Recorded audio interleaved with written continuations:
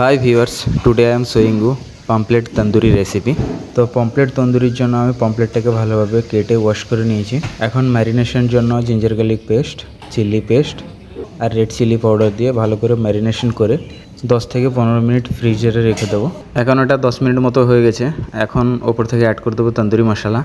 তন্দুরি মশলা add করে ভালোভাবে mix করে নেব, যাতে কাটা জায়গাগুলোও ভালোভাবে তন্দুরি মশলাগুলো যায় ভেতরে। ভালোভাবে তন্দুরি মশলাগুলো মিক্স করব, এমনভাবে মিক্স করব যাতে তন্দুরি মশলাটা ভালোভাবে লেগে যায় ভেতরে বাইরে সব জায়গায়, যেরকম মশলাগুলো সমানভাবে লেগে যায়। এখন মিক্স করা হয়ে গেছে। এখন একটা শিকে পমফ্লেটটাকে ঢোকাবো। তো শিকে ঢোকানোর নিয়ম হচ্ছে মাছের মাথা থেকে নেজ দিয়ে ঢোকাতে হবে। আমার যেটা মনে হয় তন্দুরিতে সবথেকে কঠিন কাজ হচ্ছে তন্দুরিতে ফিশ লাগানো, কারণ একটু গড়বড় হলে কিন্তু ফিশটা কেটে পড়ে যাবে নিচে, সেটাকে আর লাগাতে পারবে না, টোটালি ওয়েস্ট ওটা।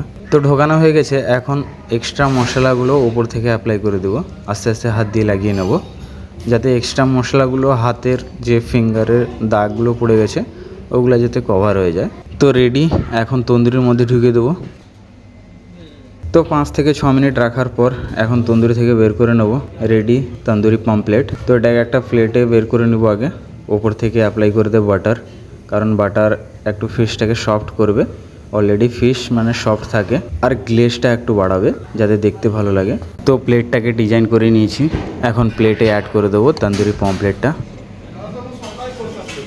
অ্যান্ড ওপর থেকে অ্যাড করে দেবো coriander leaves, onion rings and lemon wedges. And now finally is ready tandoori pomfret. তো কেমন লাগলো অবশ্যই লাইক, কমেন্ট, শেয়ার করে জানাবে।